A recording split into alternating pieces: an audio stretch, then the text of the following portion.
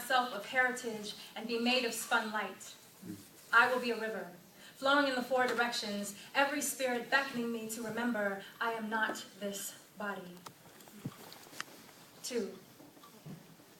Grown from a line of sharecroppers, Trail of Tears walkers, Chitlin Circuit showstoppers, concentration camp survivors, witness to and performers of miracles, sea-parting prophets, burning bushes, levitating meditators, Paramahansa Yogananda, Harriet Tubman, Dalai Lama, without planetary confinement, race doctrine, alignment, gender, color, class, assignment, I resign, turn in my papers. My freedom needs no proof or validation. I am whole right here, right now. I am whole right here, right now. I am whole right here, right now.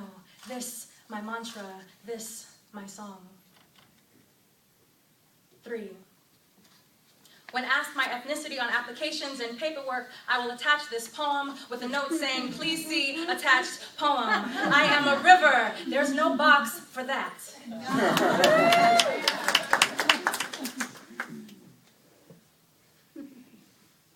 This is open letter to my inner child.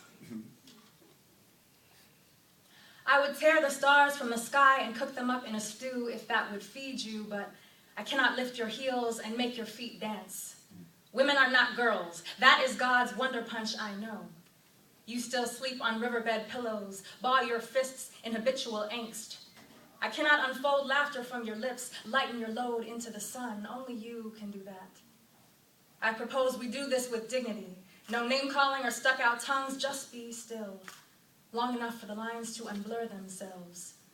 I will no longer house you in the hollow of my bones. Shake loose your clingy arms, unwrap them from my legs. Go on now, reach up to the moon. Help me float towards the sky like a weightless balloon. Fly home to the night.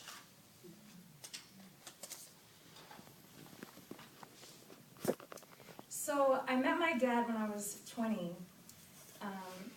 And as you can imagine, many poems were born of that experience.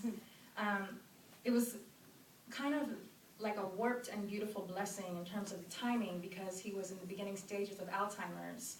So I got a chance to spend a lot of time with him and come into a place of healing. But I also had the experience of watching him die. So that's what this poem is about. It's called Our Last Days.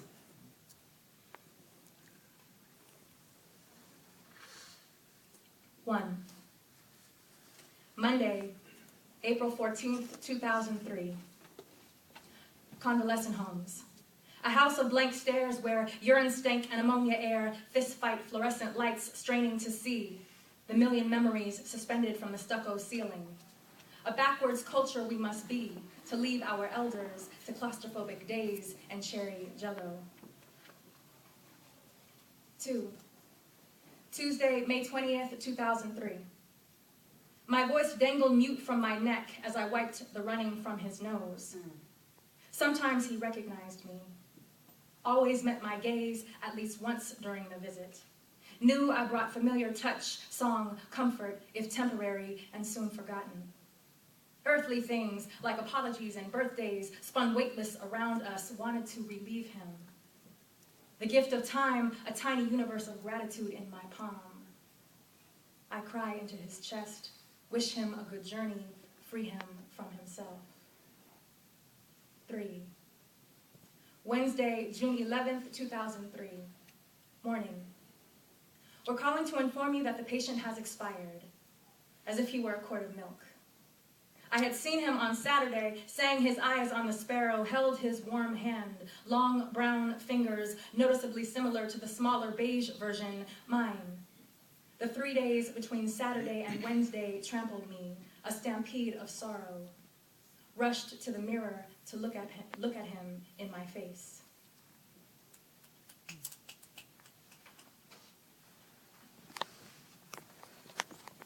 This poem is called Love Sees No Color, but People Sure Enough Do.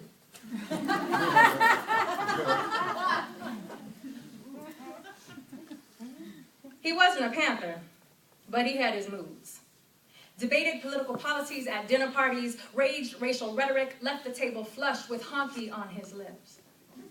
Woke up the next morning to cream-colored thighs, soft blue eyes, his guilt-laden cup spilling over, seeping through the sheets, soaking the afterthoughts under the pillow, products of sweaty nights, flesh-filled fetishes, thoughtless affairs, spewing latchkey sperm.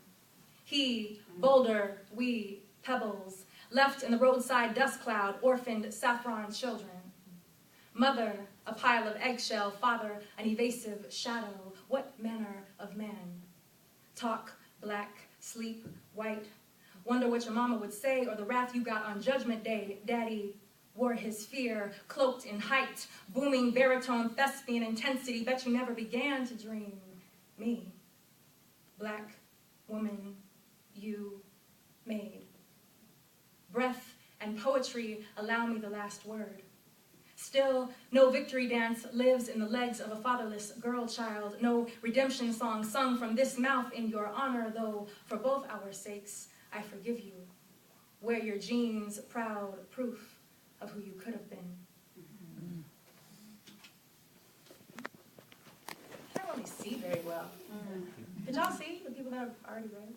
Yes? No? Okay. I might just start making some shit up. This is called Fred Hampton Speaks to Ray J. So, for those who may not know, Fred Hampton was an up-and-coming leader during the Civil Rights Movement. He was a member of the Black Panther Party in Chicago, and he was murdered by police officers while he slept in bed beside his pregnant wife. He was only 21, so he's really one of those people historically that you can't help but think what could have been. Now, Ray J, how many of y'all know who Ray J is? Okay, so Ray J, I'm pretty sure this is the first time he's ever got a shout out from Antioch. He's a pop R&B singer, Brandy's little brother. He had a reality TV show. He's all about the bling, all about the ladies. So this is Fred Hampton Speaks to Ray J. It would be too easy to say, the Gucci shades block your vision. The blood diamond earrings muffle your hearing. The designer sports car interior cushions your body too well. To feel the bent, broken backs it travels on too easy. Little brother, wake up. You run through the night like you own the moon, carelessly spilling your seed, gambling it won't take root in the wrong woman. You are foolish, full of ego, the most dangerous puppeteer. Purposeless living leaves no legacy. Little brother, I paid for your privilege. We, a continent spun out into the world like scattered orphans. Little brother, have you been to Africa? Have you crouched to walk through the Cape Coast slave dungeons in Ghana? Have you seen the sunset in Togo? Your face, your face, your face, your face, your face, your face, your face on every child in the street, every child, every man. They hung us from trees for sport. The ancestors have questions for you. Are so out of touch when they have given you so much. Little brother, I had 21 years. You have already outlived me. And what will you do? What will you do?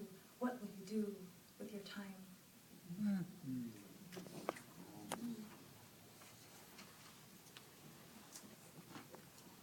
So I have one more. The same summer that I met my father, I also met my brother, and we became very close. And then he passed away unexpectedly in 2005. So this is one of many poems that I've written for him. It's called Walking Bird.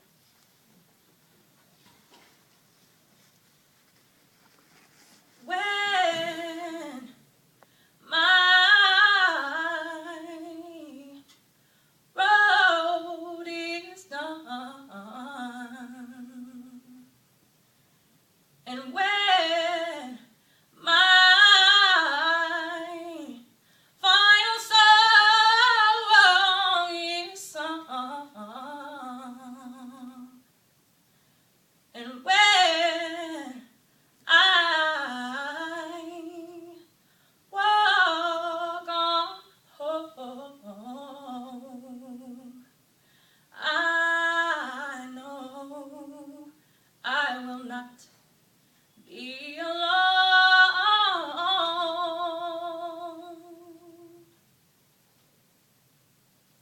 My brother speaks to me in symbols, blackbirds in flight, Radio wave frequencies, reggae wind on sleepless nights. Come closer, he says. I'll tell you the secrets of the universe, but there was never enough time, never enough room for his arms to spread their width. Maybe it's because they are wings now, light that cannot be captured in the linear confines of language or dream, sideways versions of each other we were. Funhouse mirror images, coming of age in college dorm rooms or jail cells, both with scars to prove it. I learned early to cover mine with makeup, but he let them show like broken homes and black eyes make warriors, and warriors die young. Malcolm. The son of Othello and Desdemona, Malcolm, the fallen soldier named for the fallen soldier. Sometimes I could not look him in the eye, his demons hovering all around and me, knowing I could not alter this fate, this core. I love him more than I know how to. Others walk around wearing his name like shapeless hats that don't fit.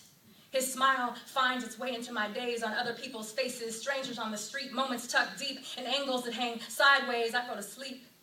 Each night, trusting the sun to rise, the earth to spin, gravity to hold my feet on the ground, and I walk.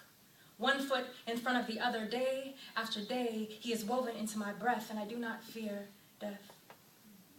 For I understand it is not an ending, but a returning. He gives me just enough to hold on to. He knows every detailed stitch of the pattern, all that has been and is yet to be. My children, their cheekbones are his.